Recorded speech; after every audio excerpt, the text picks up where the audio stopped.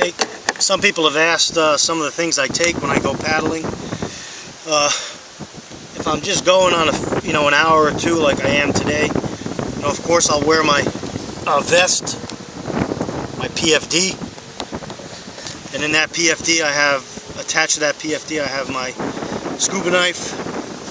I've got some extra sunblock.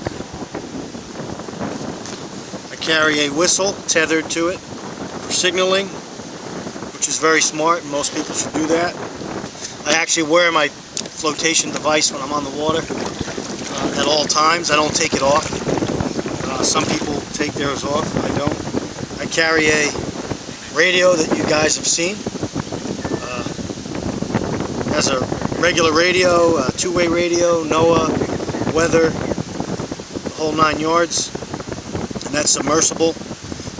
In this pocket I carry one of those really loud signal device that you could shake or put through the air, and it makes a really loud noise. You blow on this right here. Pretty loud. Wake everybody up if I blew on it real hard.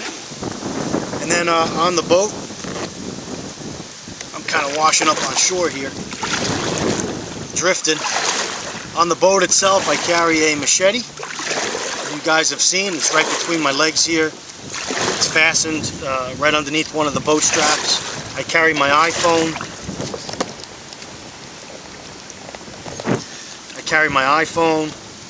Today I'm just carrying one bottle of water, because I'm not going to be out that long. Inside the hull of the boat, I'll show you guys when I stop and open it up. I have a little emergency kit, some toilet paper, again a dry bag with my binoculars, my camera gear. I just have up here my paddle leash. In the back of the boat is just the wheels that I use to transport the kayak. Today I walked about half a mile through the streets to get to this particular lake with my kayak, so I got some exercise before I even got on the water. So that's what I have on the boat today. Again, this particular boat can hold hundreds and hundreds of pounds of gear. If you were going on an excursion, you could load it out with tents and tarps and food and GPS gear, whatever you needed. So that's what's on today, and I'll give you the shots of the inside of the boat when I stop. Alright guys, just got out of the water. It actually fell over and almost fell in the water when I was getting out because I stepped on my water bottle and rolled backwards. So it's one of the other reasons why you always wear your vest, even when you're near the shoreline. This is my little mount, little ram mount that suction cups to the boat. My camera goes on top, and that's how I can film myself. There's my machete just under the little buckle here. And this is the hatch I was telling you about in the front of my boat that actually has, a lot of room for gear. Tons of room for gear. It's hard to see inside here, but gosh, I could load out a couple weeks worth of gear in here. But in the front of the boat there's a little battery bag that you could put your battery for your fishing, fish finder that this boat's equipped with. And in here I keep, I'll show you what I keep, a roll of toilet paper. I keep a Survival Medic, SOL Survival Medic kit, and I buy these a lot. Almost every time I'm in the store, I pick up one of these. I keep them in my car, my wife's car, in my packs. Basically you got fire, shelter, signaling. They got a roll of duct tape, and sometimes what I even do is I'll rip them open and I'll add some more items in here. There's even some first aid, medications in here. There's the survival equipment list. Then you got some first aid, basic stuff. And so that's in here. And then I keep a yellow, one of those wet floor safety cones that I took apart. I use the yellow fabric in case I have to tie it to something and signal. So that's what's in the front of my boat here. And basically that's all I have. And then other than that, I have my folding knife on me. Again, my iPhone, my keys, and a bandana. And so that's about it today. So I'll give you one last shot of the boat, get ready to walk home, and I'll show you how I hook the wheels up. And these are the scupper plugs I was telling you about. They go in the, I'll show you the little holes, and they plug up. On this boat there's 6 holes.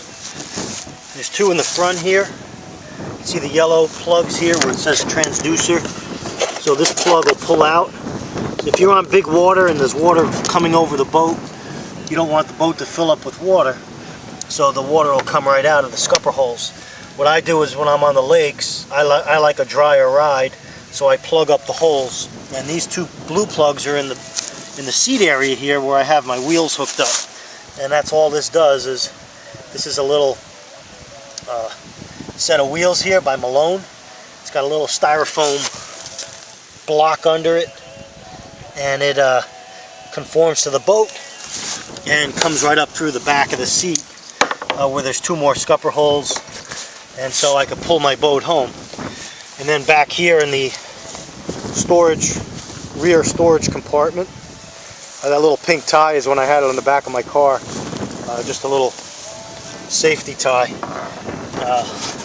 Again, these pull out and you could get right through the boat, but I like a drier ride when I'm on the lakes, so that's why those there. And then I have my paddle leash or paddle holder is just tethered to the boat here, so while I'm walking home everything stays nice and in its place. There's my vest, my camera bag, my water, a little cushion that I put on my seat, just a little cushion from Dick's.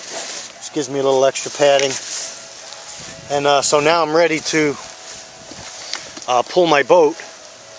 I'll just grab this front handle and I'm going to walk right out this area here back onto the street. And I'll show you how I do that.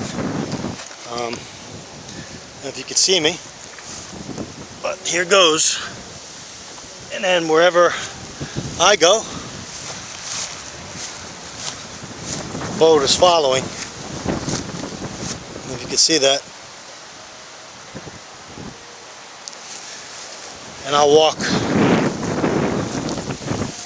about half a mile to get home. This is the track I was telling you about.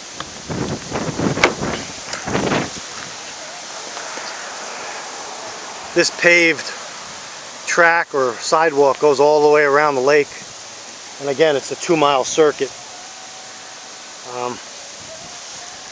There you can see I just found a little opening here, and I zipped right in and got in the water. So talk to you later when I get home.